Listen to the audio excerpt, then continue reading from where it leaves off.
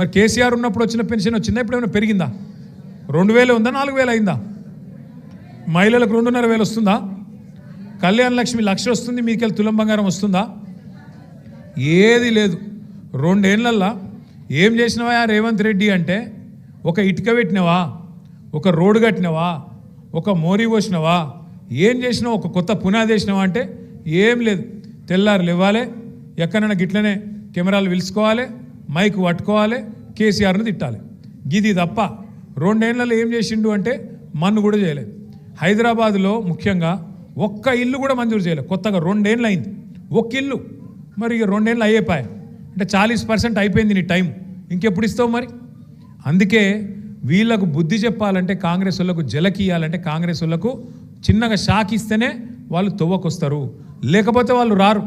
లేకపోతే వాళ్ళు ఏమనుకుంటారు, ఇప్పుడు కాంగ్రెస్కే ఓటేసినాం అనుకో, ఇంట్లో మళ్ళీ ఎలక్షన్ వచ్చింది, పోయి కాంగ్రెస్కే గుద్దుదాం, ఇగో ఆయన ఇన్ని పైసలు ఇస్తున్నట్ట, ఈయన అన్ని పైసలు ఇస్తున్నట్ట, లేకపోతే ఇది చేస్తాం అది చేస్తాం అని పొరపాటున ఓటేస్తే ఏం జరుగుతుంది అంటే, కాంగ్రెస్ వాళ్ళకి కానీ ఇంకోళ్ళకి కానీ ఏమనిపిస్తుంది అంటే, మేము ఏమి ఇవ్వకపోయినా ఏమి చేయకపోయినా మాకే ఓటేస్తుర్రు, మేము 2,500 ఇస్తామని చెప్పి మోసం చేసినా మాకే ఓటేస్తుండ్రు, 100 రోజుల్లోనే 6 గ్యారంటీలు అని చెప్పినాం, తులం బంగారం అని చెప్పినాం, స్కూటీలు అని చెప్పినాం, 4,000 పెన్షన్లు అని చెప్పినాం, రైతు బంధు 15,000 అవుతుందని చెప్పినాం. ఇన్ని చెప్పినా, ఇన్ని రకాలుగా మోసం చేసినా మళ్ళీ మాకే గుద్దుతున్నారంటే మేము చేసేదే కరెక్టు, మోసమే కరెక్టు అని కాంగ్రెస్ వాళ్ళు అనుకునే ప్రమాదం ఉంది. ఇంకొక మాట కూడా దయచేసి మీరు ఆలోచన చేయండి. మొత్తం తెలంగాణ ఈరోజు మీదికే చూస్తున్నారు, జూబ్లీ హిల్స్ దిక్కు.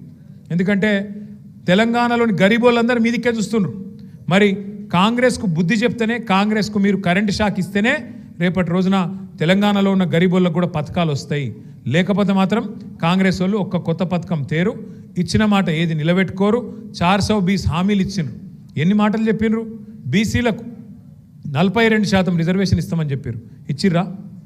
ఒక రాజకీయ పదవుల్లో కాదు, చదువుకునే విద్యలో, ఉపాధిలో, కాంట్రాక్ట్లల్లో 42% వాటా ఇస్తామన్నారు. దళితులకు, ఎస్సీలకు ఏం చెప్పారు? మీకు 18% ఇస్తామన్నారు. ఏంటిది? కాంట్రాక్ట్లలో వాటా ఇస్తా అన్నాడు. కేసీఆర్ దళిత బంధు ఇస్తే 10 లక్షలు, నేను 12 లక్షలు ఇస్తా అన్నాడు, అభయ హస్తం అన్నాడు. ఒక్కలకన్నా వచ్చిందా 12 లక్షలు? 12 పైసలన్నీ ఇచ్చిండా? అందుకే నేను అనేది, ఇసొంటోళ్ళకు బుద్ధి చెప్పకపోతే, ఇసొంటోళ్ళకు సురుకు పెట్టకపోతే, ఇసొంటోళ్ళకు షాక్ ఇవ్వకపోతే వాళ్ళు సుధరాయించరు. మీరు కూడా ఆలోచన చేయండి.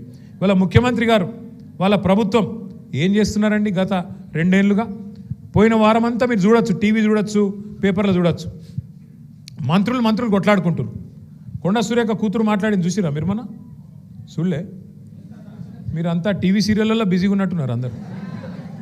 అదేమిది అది కార్తీక దీపం ఏముంటావే టీవీలు, నాకు తెలియదు పిక్కది. ఏం సీరియల్ ఉన్నాయి ఇవాళ? రేపు ఏం నడుస్తున్నాయి అక్క? ఏమిటిది? వీడెక్కువ చూస్తుండే, బిగ్ బాస్ అట. నేనేమంటున్నా, మీరు అవి చూస్తుర్రు ఎక్కువ. అప్పుడప్పుడు జర రాష్ట్రం గురించి కూడా ఫికర్ ఉండాలి మీకు, లేకపోతే ఎట్లా?